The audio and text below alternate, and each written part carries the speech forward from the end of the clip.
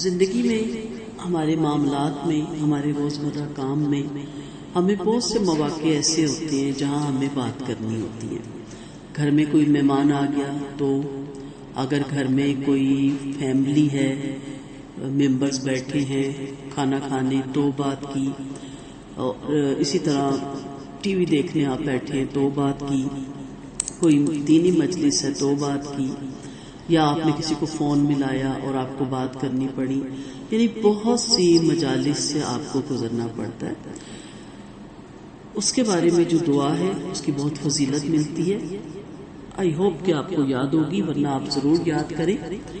حضرت عبداللہ بن عمر بن العاص رضی اللہ عنہ سے روایت ہے کہ آپ صلی اللہ علیہ وسلم نے فرمایا، چند مختصر سے کلمے ہیں، اگر کوئی بندہ کسی مجلس سے اٹھتے وقت اخلاص سے کہہ لے تو اس مجلس کی ساری لرزشوں کا کفارہ ہو جائے گا. یعنی اگر کوئی بھول چوک غلطی ہو گئی ہے، ہاں کبائر گناہ نہیں کرنے، صغائر سے بھی بچنا ہے، لیکن بعض دفعہ انسان لاجانی گفتگو میں پڑ جاتا ہے، بے مقصد گفتگو میں پڑ جاتا ہے اور وقت کا ضیاع کرتا ہے. تو کہا گیا اور اگر یہی کلمے کسی مجلس خیر یا مجلس ذکر کے خاتمے پر کہے جائیں تو اس مجلس کی جو ہے مہر لگا دی جاتی ہے اچھے کام پہ. یعنی بری ایسی مجلس جس میں کوئی لرزش ہو جائے تو کفارہ بن جاتا ہے، اور اگر ایسی مجلس ہے جس میں ذکر خیر تھا، جو خیر کی مجلس تھی، اچھی مجلسیں تھی، تو اس پہ جو کلمات آپ نے کیے اس پہ مہر لگ جاتی ہے. اس طرح جس طرح اہم کاغذات اور دستاویزوں پر مہر لگا دی جاتی ہے. تو کتنا میرا رب غفور الرحیم ہے کہ ہماری کمیوں کوتاہیوں کو معاف کرنے کے لیے ہمیں اللہ تعالیٰ نبی کریم صلی اللہ علیہ وسلم کے توسط سے ایک کلمہ دے رہے ہیں جس کے پڑھنے سے ہماری وہ مجلس فرشتوں سے بلا دی جاتی ہے، ہماری وہ بھول لرزش کوتاہیاں کمیاں، اور ہماری اچھی مجلس پہ ہمیشہ کے لیے مہر لگ جاتی ہے.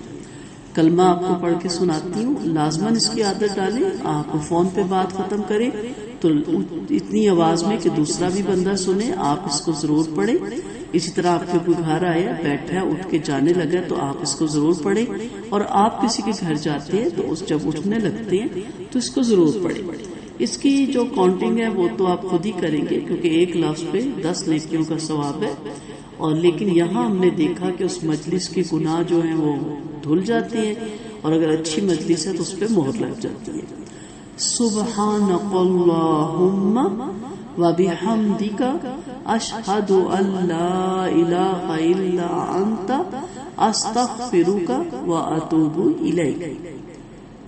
میں دوبارہ پڑھتی ہوں، سبحانک اللہم وبحمدک اشہد ان لا الہ الا انت استغفرک واتوب الیک. شروع میں آپ اس کے 3 حصے بنا کے یاد کر لیں.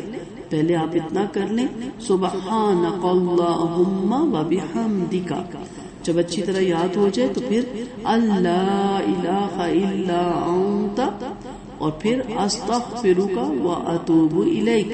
یہ کارڈ بھی مل جاتے ہیں، ورنہ آپ خود لکھیں اسے پیارا سا، اور لکھ کے تو آپ ڈائننگ ٹیبل پہ رکھیں ہارڈ کارڈ پہ، تاکہ جب آپ کھانا کھا کے اٹھنے لگے تو بھی آپ اسے پڑھ سکتے ہیں، ہر جگہ لگا سکتے ہیں. ترجمہ اس کا دیکھیں، سبحانک اللہم، پاک ہے اے اللہ، وبحمدک، آپ کی تعریف ہے، اشہد ان لا الہ الا انت، میں گواہی دیتا ہوں کہ کوئی تیرے سوا معبود نہیں، استغفرک واتوب الیک، مغفرت چاہتا ہوں اور توبہ کرتا ہوں.